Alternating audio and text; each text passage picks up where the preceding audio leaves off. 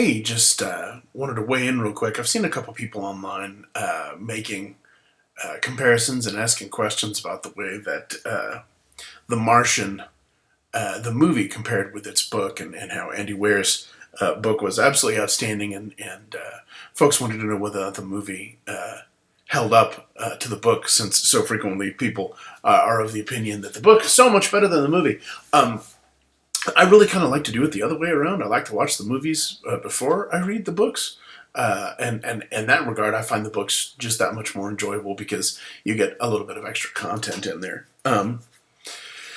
Obviously, it's all just a matter of opinion. But having watched both The Martian and read the book, first and foremost, it needs to be said that I am a rabid to the point of stupid fan of the movie. I absolutely love the movie. Anybody who spent any amount of time around me knows that I watch it more or less compulsively in the background. I've got it queued up 2 desktops over on my Mac right now, just as background noise. The Blu-ray is almost continuously inside of my PlayStation. I really, really enjoy the movie a great deal. I love the soundtrack to the movie. My wife probably hates it by now because I've been listening to it semi-continuously since the movie came out,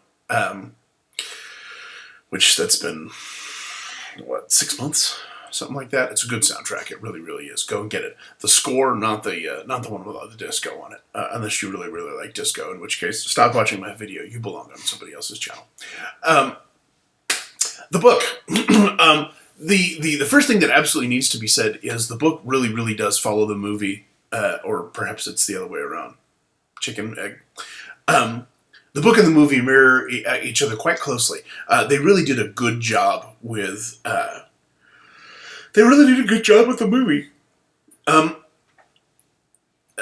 Subtle differences between the book and the movie, and this is the point, I guess, where I should say here there be spoilers, although these aren't really like hugely spoilery things. God damn it. Hold on. Sorry about that. I love continuity, but phone calls do get in the way sometimes. Yeah, spoilery type things. Not hugely spoilery. Since really the plot of the movie is relatively well known at this point, but still spoilery. So yeah, a couple differences between the books, between the book and the movie. In the book, Watney has a double master's in botany and electrical engineering, I think it is, and in the movie they just talk about his doctorate in botany. But it's readily apparent that he probably couldn't have survived all the crap that he does without the electrical engineering background, which is something that I thought was kind of interesting. Oh, all the astronauts just must have basic training in X and Y and Z. No, Watney actually in the book was an electrical engineer. So another really big difference between the book and the movie, and I say big, it's really not that big.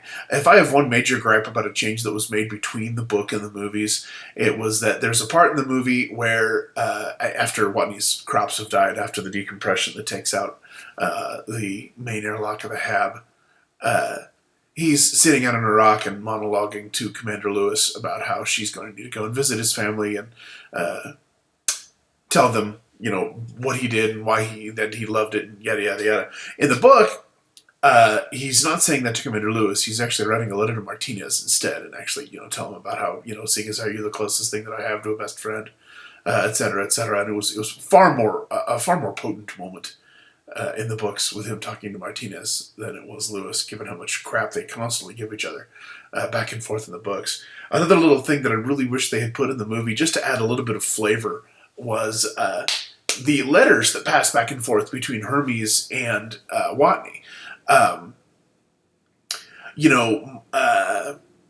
There was lots of stuff in the books that, or I keep on saying books as in multiple. There's lots of stuff in the book that took place that didn't take place in the movie, and I understand exactly why they cut it out, because it's a lot of very impressive but nonetheless heavy, weighty, super sciencey, engineering-related stuff that would have been difficult to roll into a movie, but they definitely could have interposed montages of him doing, X and Y and Z, along with the letters that he was writing to the different members of the Hermes. That Matt Damon's monologues are some of the best things in that movie. And it's not that the book doesn't have it's all of those monologues, but the book, in my opinion, is actually a little drier than the movie is, simply because with the book you're just reading somebody's journal entries. With the movie, you're reading somebody's journal entries as they're you're hearing them monologued to you by Matt Damon, but you're also seeing stuff that's going on the screen, and it's much more digestible that way. It makes it a much more pleasant way to bring the whole thing in. The book is very, very good. Anybody who hasn't read it, there are several laugh out loud moments in the book. There's a point in the movie when Watney is being chastised by NASA for watching what he says, and that the whole world is watching Mark Watney's responses, and he goes, "Yeah," and you never see in the movie, you never see what he actually types that leads to the phone call between Teddy and the President of the United States. But you do in the book, and I don't want to spoil it because it's absolutely awesome. But there's lots of little moments like that, lots of little things that they probably could have worked into the movie just to make it that much funnier. But really, the movie was very, very well done. There's no Iron Man moment at the end of the book. Beck goes out on the tether to the capsule and grabs Mark, and they both tow him in that way, which the Iron Man thing made for a better movie. I totally understand it. Yeah, really not that many differences between the book and the movie. Vincent Kapoor's name is actually Venkat Kapoor in the book. The marketing gal, played by Kristen Wiig, God, for the life of me, I can't remember what her name is in the movie now. She swears like a freaking pirate in the book. Salty, salty woman. Totally understand why that didn't make it into the movie. PG-13 and all that rot. No, but otherwise, really, one complements the other very, very well. Not disappointed at all that I saw the movie before I read the book.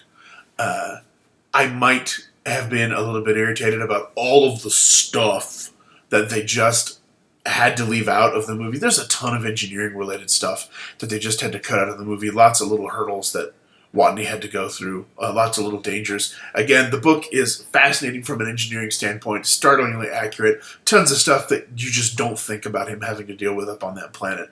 But I understand why Ridley Scott made the decisions that he did, and The Martian's still just a very, very good movie. And I'm going to go watch it again. So, ta!